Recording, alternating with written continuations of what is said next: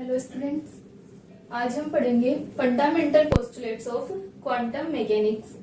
Quantum mechanics के अंदर जो भी हम सिद्धांत लेके चलते हैं कि हम किसी भी अवस्था के लिए तरंग फलन साई को मानते हैं, ठीक है, या फिर हम किसी भी जो हमारे गति के चर होते हैं उनके लिए हम संकारकों को मानते हैं।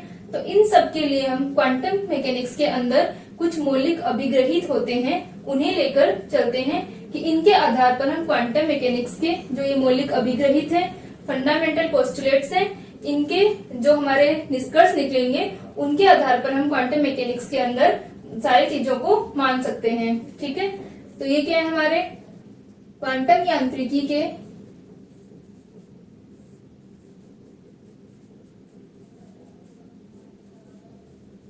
मौलिक अभिग्रहित।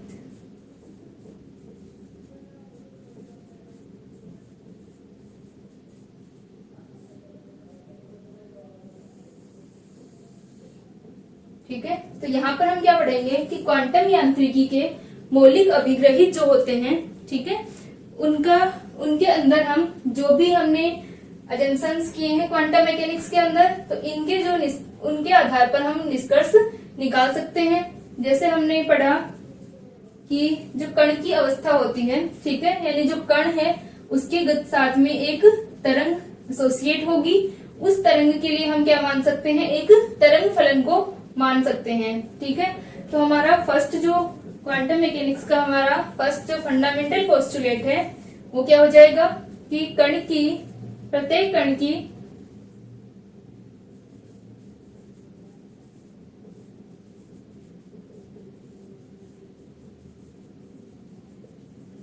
अवस्था के संगत एक अवस्था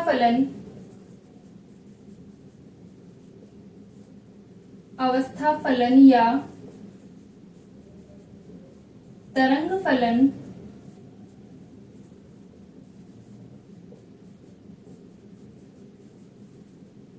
संबद्ध किया जा सकता है।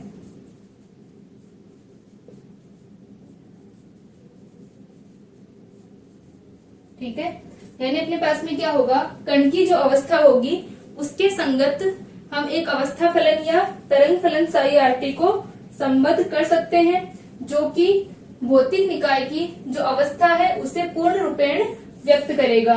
ठीक है, फलन संबद्ध किया जा सकता है जो कि भौतिक निकाय की अवस्था को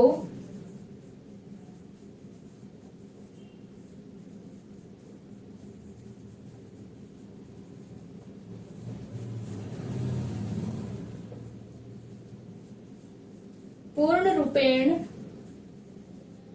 व्यक्त करता है। ठीक है, तो ये हमारा क्या है, पहला फंडामेंटल पोस्टुलेट मौलिक अभिग्रहित है। क्वांटम मैकेनिक्स के अंदर अब तक हमने जो भी चीजें पढ़ी हैं, जैसे हमने साई के बारे में पढ़ा, हमने ऑपरेटर्स के बारे में पढ़ा है, तो ये सब चीजें जो भी क्वांटम यांत्रिकी के हमारे मौलिक अभिग्रहित हैं, इनके आधार पर हम निष्कर्ष निकाल सकते हैं। तो यहाँ से हमारा जो पहला है, इसके अंदर हम क्या कह रहे हैं कि जो कण की अवस्था होती है उसके संगत एक अवस्था फलन संबद्ध कर सकते हैं, और इस अवस्था फलन को हम किस तरह से लिखते हैं, इसे साई आरटी से व्यक्त करते हैं। ठीक है, और ये अवस्था फलन कैसा होगा, उस भौतिक निकाय की अवस्था को पूर्ण रूपेण व्यक्त करेगा, यानी जो भी इंफॉर्मेशन हमें इस भौतिक निकाय के लिए, इस फिजिकल सिस्टम के लिए हमें जो भी इंफॉर्मेशन की आवश्यकता होगी वो हम इस साई आरटी से निकाल सकते हैं। ठीक है, तो हमारे पास में क्या होगा कि जो हमने साई आरटी लिया है वो क्या होगा कि कण की अवस्था से संबद्ध अवस्था फलन होगा और उस भौतिक निकाय की अवस्था को पूर्ण रूपेण व्यक्त करेगा। ठीक है, तो एक तो पोस्टुलेट ये हो गया कि सबसे पहले हम किसी भी कण की अवस्था के लिए तरंग फलन का निर्धारण करेंगे। ठीक है, तो क्या हो सकता है, यह फलन साई आरटी एक सम्मिश्र, एक एकलमानी परिमित व सम्मिश्र फलन होता है। फलन होता है तथा इसके मापांक का वर्ग प्रायिकता को बताता है।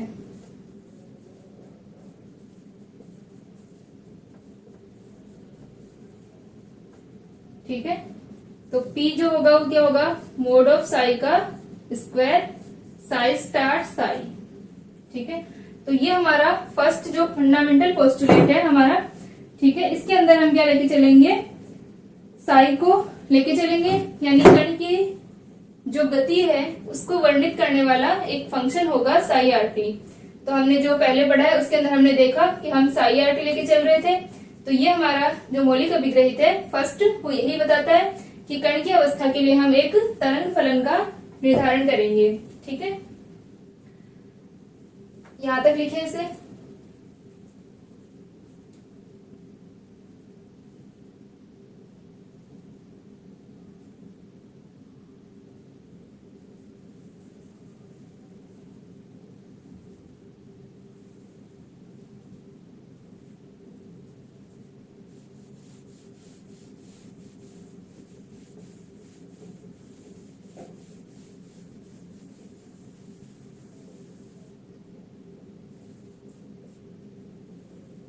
सेकेंड हमारा अभिग्रहित है अध्यारोपण का सिद्धांत।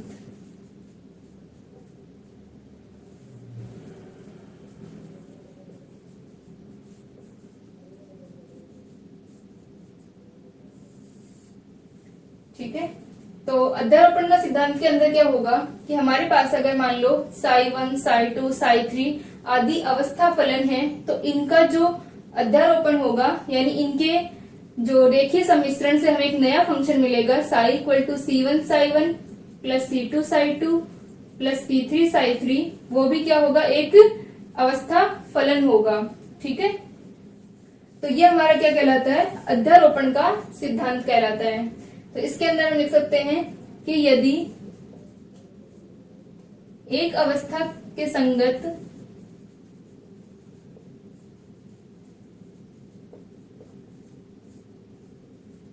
अवस्था फलन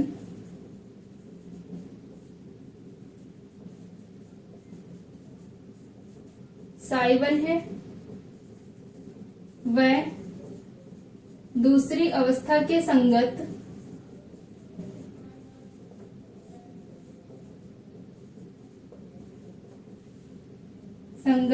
अवस्था फलन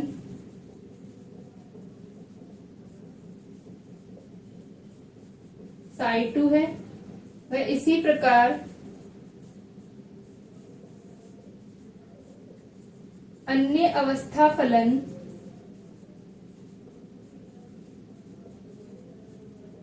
साई 3 साई 4 आदि हैं। तो इनके रेखीय सम्मिश्रण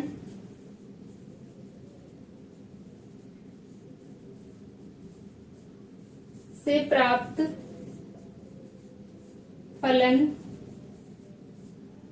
Sai equal to C1 psi 1 plus C2 psi 2 plus C3 psi 3 भी एक संभव अवस्था फलन होगा।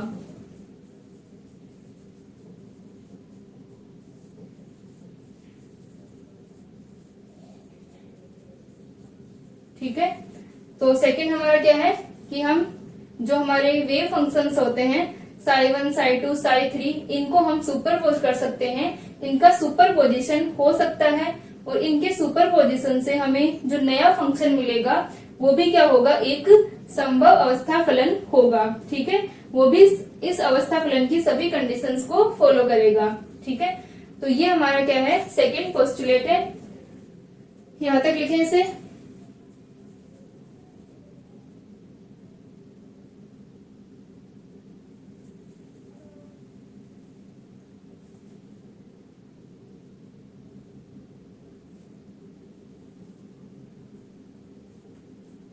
ठीक है, यहां तक हो गया।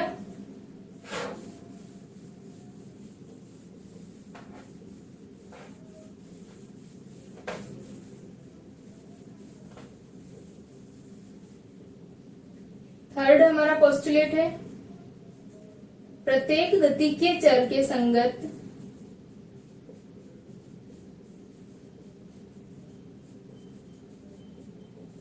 ठीक है। तो इसके अंदर क्या होगा, थर्ड हमारा जो पोस्टुलेट है इसमें है कि जो भी हमारे गति के चर हैं जैसे कि संवेग, ऊर्जा, स्थिति, कोणीय संवेग, इन सब के संगत क्वांटम मैकेनिक्स में क्या होगा, एक संकारक निर्धारित होगा।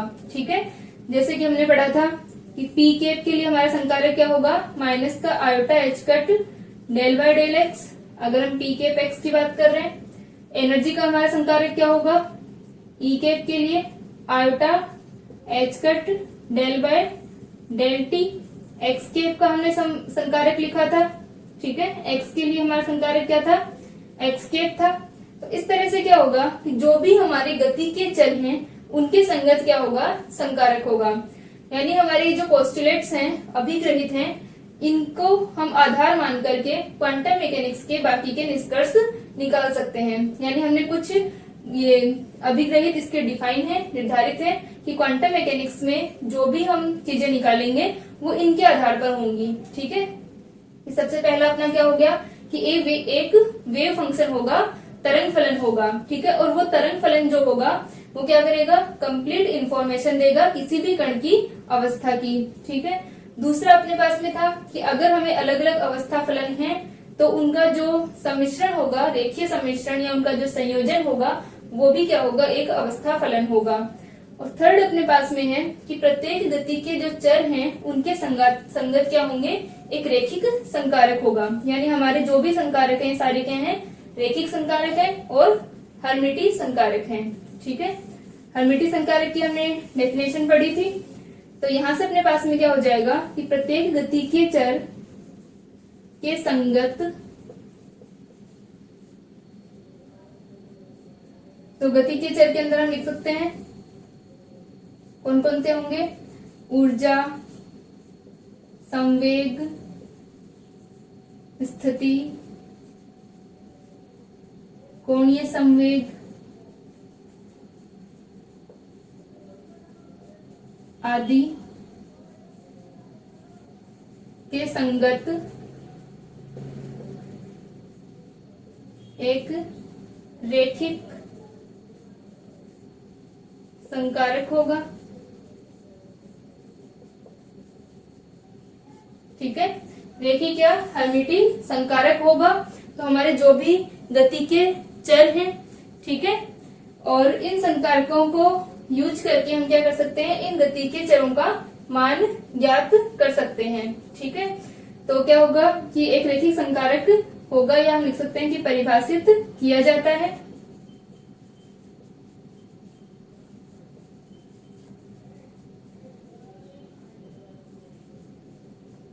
तो ये हमारा क्या है, क्वांटम मैकेनिक्स का थर्ड पोस्टुलेट है कि हर एक गति के चर के संगत अपने पास में एक ऑपरेटर होगा। ठीक है, नेक्स्ट अपने पास में है फोर्थ कि गति के जो चर हैं उनके संगत अपने पास में क्या है, संकारक हैं।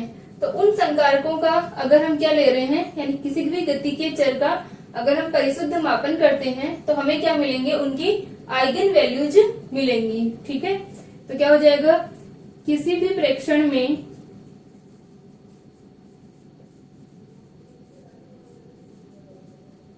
ठीक है, आइगन वैल्यूज क्या होती है हमारी, जब हम किसी फंक्शन पर किसी भी ऑपरेटर को ऑपरेट करवाते हैं तो वहां पर क्या होगा ठीक है, वहां पर क्या होता है अपने पास में कि जो फंक्शन है, अगर हमने जैसे ऑपरेटर को ऑपरेट करवाया A cap Sai equal to हमें क्या मिला, ए साई मिला, तो ये जो ए होगा वो क्या होगा, आइगन मान होगा। ठीक है, तो किसी भी प्रेक्षण राशि के परिशुद्ध मापन में हमें क्या मिलेगा, परिशुद्ध मापन में जिसके संगत क्या है, गति के किसी भी एक मिनट रुको, यहाँ पे अपने पास में गतिकीय चर के जो प्रेक्षण होगा, ठीक है, क्या हो जाएगा, किसी भी गतिकीय चर के परिशुद्ध मापन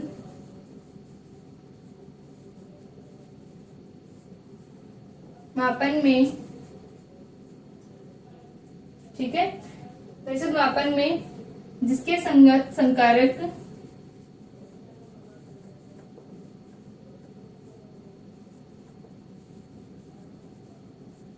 एक है, ठीक है, और गति के चर हम क्या ले लेते हैं, ए ले लेते हैं, एक है, उसके आइगन मान प्राप्त होते हैं।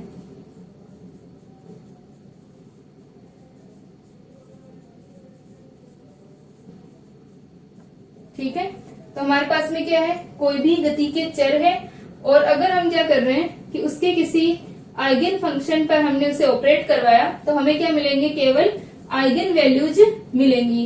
यानी अगर हम परिशुद्ध मापन ले रहे हैं तो वहां पर क्या होगा, उस ऑपरेटर के संगत जो हमारी आइगन वैल्यूज होंगी वो हमें प्राप्त होंगी। ठीक है, अर्थात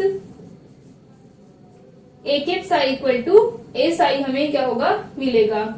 तो यहाँ से क्या हो जाएगा अपने पास में कि हर एक प्रेक्षण योग्य जो हमारी राशियां हैं, ऊर्जा, संवेग, स्थिति आदि के संगत संकारक होंगे, और उन संकारकों का जब हम परिशुद्ध मापन कर रहे हैं तो वहां पर हमें क्या मिलेंगी, आइगन वैल्यूज मिलेंगी।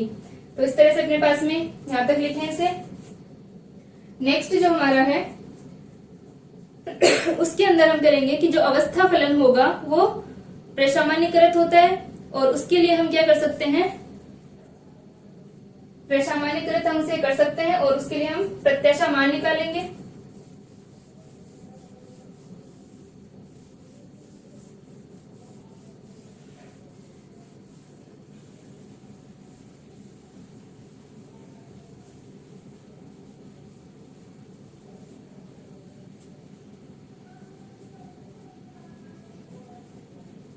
प्रत्येक गति के चर के लिए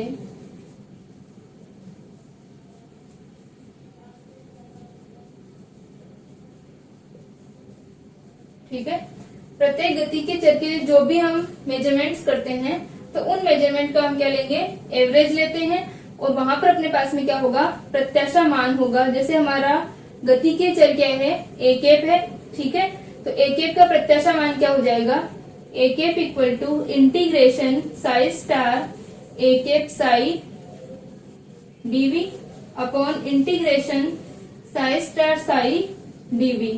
यानी अपने पास में जो भी गति के चर है उसका हम प्रत्याशा मान लिख सकते हैं। ठीक है, तो यहां से क्या होगा,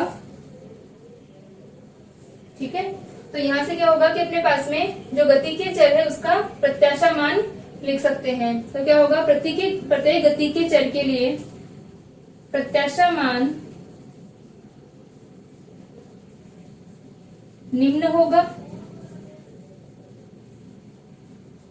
ठीक है, जहां ए केप गति के चर के संगत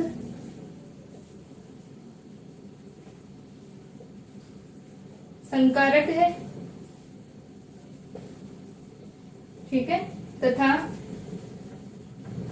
साई अवस्था फलन है।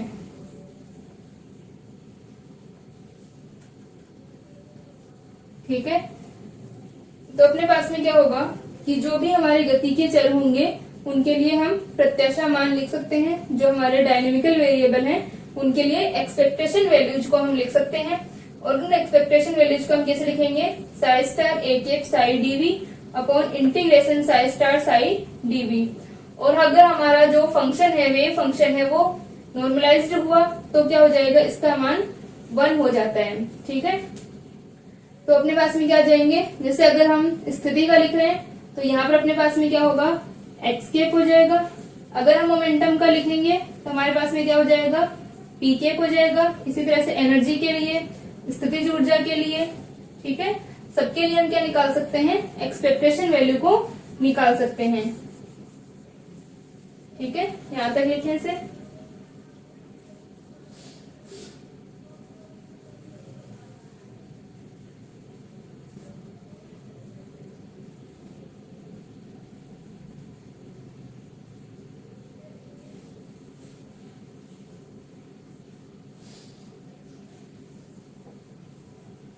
ठीक है, यहां तक हो गया।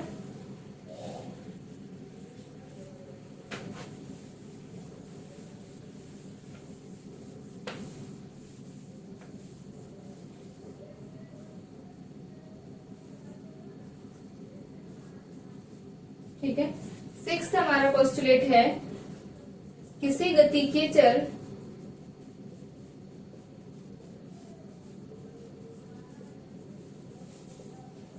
ठीक है, किसी गति के चर की अवस्था फलन या आइगन फलन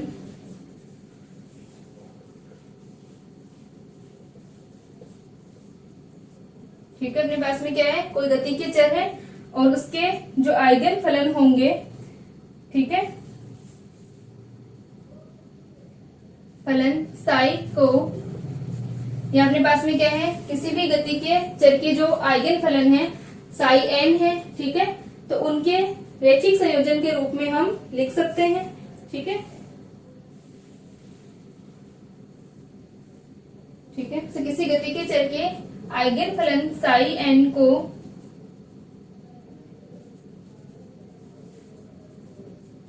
रैखिक संयोजन के रूप में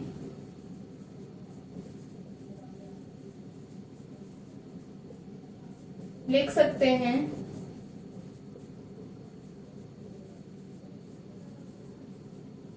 ठीक है, तो यहां से अपने पास में क्या हो जाएगा, psi equal to c n psi n. ठीक है, या फिर ऐसे कर सकते हैं कि जो अवस्था फलन होगा हमारा किसी गति के चर के अवस्था फलन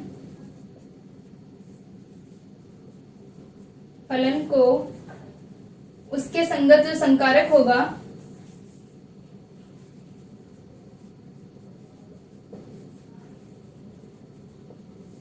संकारक के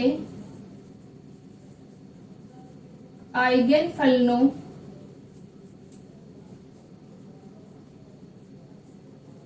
के रैखिक संयोजन के रूप में लिख सकते हैं। ठीक है, तो हमारा जो साई होगा वो क्या हो जाएगा, summation of c n psi n. जो आइगन फलन होंगे किस तरह से हो जाएंगे, मान लो हमारे पास में कोई भी ऑपरेटर है ए के किसी गति के चर से संबंधित, तो यहां से अगर इसके वेव ये आइगन फंक्शंस हैं, जैसे साई वन मिला हमें, ए केप साई टू मिला, ए केप साई थ्री मिल रहा है, तो इन सबके रैखिक संयोजन के फॉर्म में हम अवस्था फलन को लिख सकते हैं। ठीक है, तो ये हमारा कौन सा है, सिक्स्थ हमारा पोस्टुलेट होता है।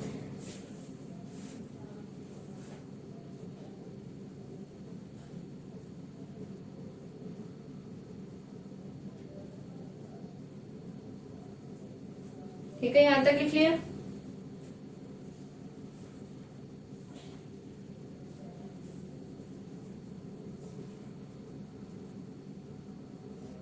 यहाँ पर अपन क्या कर सकते हैं कि हमारे जो भिन्न भिन्न आइगन फलन होंगे उन सबका हम एक पूर्ण समुच्चय बनाएं और उनके रैखिक संयोजन के फॉर्म में हम अवस्था फलन को डिफाइन कर सकते हैं। ठीक है, तो नेक्स्ट हमारा है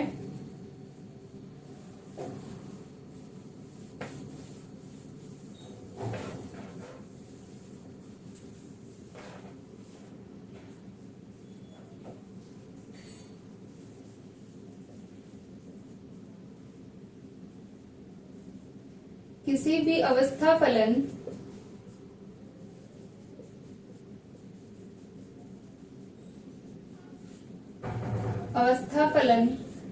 साई के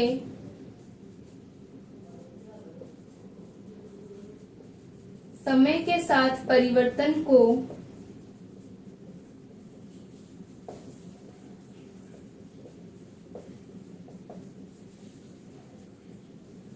श्रोडिंगर समीकरण से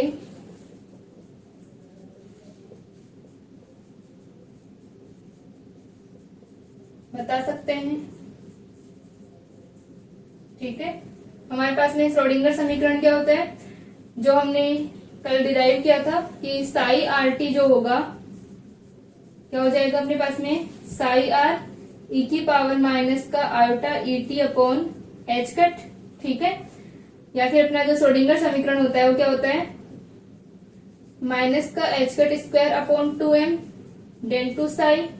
ठीक है, और प्लस का V psi equal to h cap psi लिख सकते हैं। और अगर हम फ्री पार्टिकल के लिए लिख रहे हैं तो हमारा क्या हो जाएगा, एच केप साई। तो हम किसी भी टाइम t के बाद में साई का क्या मान होगा उसे हम किससे बता सकते हैं, श्रोडिंगर समीकरण से बता सकते हैं। ठीक है, तो वो अपने पास में कैसे आएगा, ठीक है, ये अपने पास में माइनस का एच कट स्क्वायर, इधर लिख लो इसे, कि हमारी जो श्रोडिंगर समीकरण होती है वो क्या होती है, माइनस का h cut square upon 2m del two psi. ठीक है, प्लस का V psi equal to iota h cut या एच केप साई। ठीक है, तो जो iota h cut del psi upon del t है उसे हम क्या लिख सकते हैं कि iota h cut del psi upon del t equal to h cap psi या ई साई। ठीक है, यहाँ पर हमने ई साई लिखा था पहले। तो ये जो हमारी इक्वेशन होगी इससे हम क्या बता सकते हैं, किसी भी टाइम टी के बाद में साई का क्या मान होगा वो हम इससे बता सकते हैं। ठीक है, तो जो टाइम के साथ में जो चेंज हो रहा है साई में, ये अपना t इक्वल टू 0 पर है, साई आर जो होगा वो हमारा क्या हो जाएगा, t इक्वल टू 0 पर। फिर किसी टाइम t के बाद में अवस्था फलन का मान क्या होगा वो हम बता सकते हैं। ठीक है, तो ये जो हमारे 7 पोस्टुलेट्स होते हैं क्वांटम मैकेनिक्स के मौलिक अभिग्रहित होते हैं। ठीक है, तो इन मौलिक अभिग्रहितों का जो आधार है इनको आधार मान करके हम निष्कर्ष निकाल सकते हैं। यानी जो भी क्वांटम मैकेनिक्स के अंदर हमारी जो बातें हम लेकर चलेंगे, ठीक है, वो सारे क्या होंगे, इन पोस्टुलेट्स पर आधारित होंगे। तो यहाँ से अपने पास में क्या हो गया, एक तो अपने पास में होगा कि हर एक जो अवस्था है, अवस्था के लिए अवस्था फलन होगा। दूसरा अपने पास में क्या हो जाएगा कि जो भी अवस्था फलन है उनके अंदर अपने पास में जो भी गति के चर होंगे उनके लिए संकारक निर्धारित होगा। ठीक है, यहाँ पर हमारा साई आर टी होगा, अवस्था के लिए अवस्था फलन होगा, हर एक जो गति के चर हैं उनके लिए संकारक होंगे। तीसरा कि अध्यारोपण हो सकता है, C1 साई1 प्लस C2 साई2 हम लिख सकते हैं। चौथा अपने पास में क्या हो जाएगा कि हम सभी जो अपने पास में गति के चर हैं उनके लिए प्रत्याशा मान निकाल सकते हैं। ठीक है, पांचवा अपने पास में क्या हो जाएगा कि हम इनके जो आइगन फंक्शंस हैं उन्हें हम एक रेखीय संयोजन की फॉर्म में लिख सकते हैं। ठीक है, और अपने पास में एक जो होगा क्या हो जाएगा कि किसी भी टाइम t के बाद में हम किसी गति के जो हमारा अवस्था फलन है उसको कैसे निर्धारित करेंगे, psi r t equal to psi r e की पावर माइनस का iota e t upon h cut. ठीक है, तो इस तरीके से हम क्या कर सकते हैं, इनको बता सकते हैं। तो ये जो सारे हमारे पोस्टुलेट्स हैं क्वांटम मैकेनिक्स के, इनके आधार पर हम सारी जो कैलकुलेशंस करेंगे। ठीक है, तो ये सारे जो अपनी वैल्यूज आएंगी वो इनको आधार मान करके आगे की जो भी हमारी कंडीशंस होंगी, ठीक है, वो इनके आधार पर निष्कर्ष निकालते हैं।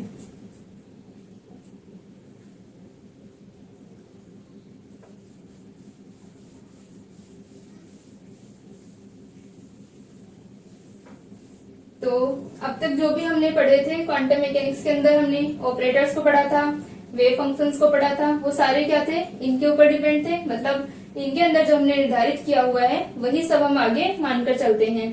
यानी क्वांटम मैकेनिक्स के जो ये 7 पोस्टुलेट्स हैं इन पर आधारित ही सारी क्वांटम मैकेनिक्स है अपने पास में। अब जो हमारा यूनिट फर्स्ट था, ठीक है, यूनिट फर्स्ट के अंदर एक हमारा टॉपिक था डिराक नोटेशन।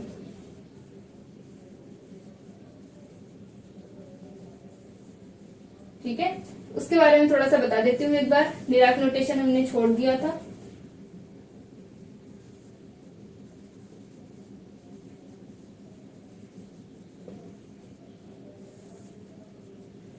डिराक नोटेशन जो होते हैं, हमारे पास में क्या होगा कि कण की अवस्था के लिए एक तरंग फलन होगा साई।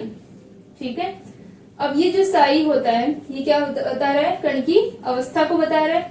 तो डिराक ने क्वांटम अवस्था को बताने के लिए कुछ नोटेशंस दिए थे, जिन्हें कि डिराक नोटेशन कहते हैं। ये दो तरीके से लिखते हैं हम, ये ब्राकेट नोटेशन कहलाते हैं।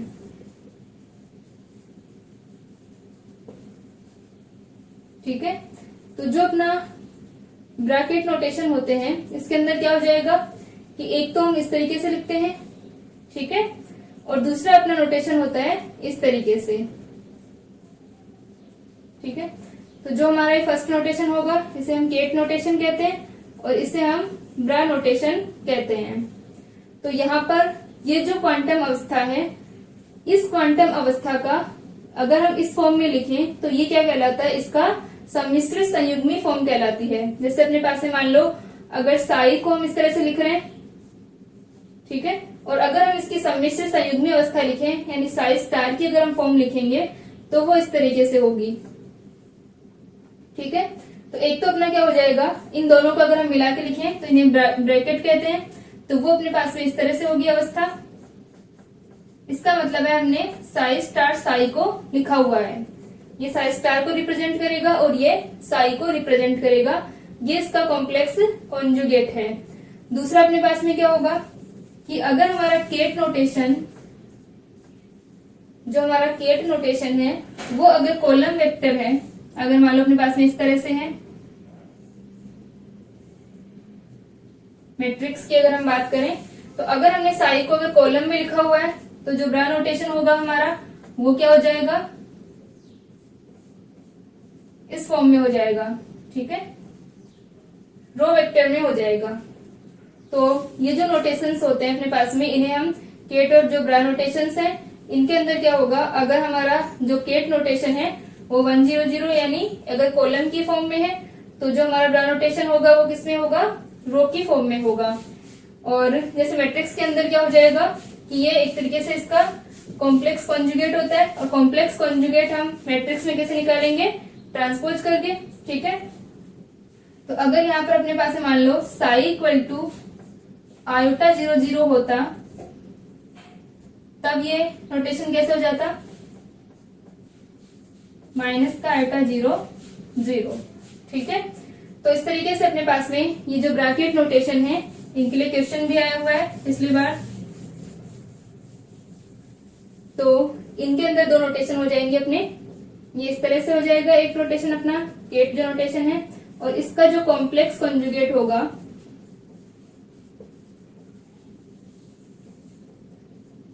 वो अपना इस तरह से होगा। ठीक है, और इन दोनों स्टेट्स को अगर हम मिलाकर लिखते हैं तो वो अपने पास में हो जाएंगे, जो कि साई स्टार साई को रिप्रेजेंट करेंगी। ठीक है, तो इन्हें हम डिराक नोटेशन या ब्रैकेट नोटेशन कहते हैं। और ये हमारी जो क्वांटम अवस्थाएं होती हैं उनको बताने के लिए हैं। अगर ये वाली जो क्वांटम अवस्था है अपने पास में, तो ये क्या होगी, प्रीवियस स्टेट हो गई, साई जो होगी अपने पास में। ठीक है, तो इस तरह से डिराक नोटेशंस को रिप्रेजेंट करते हैं।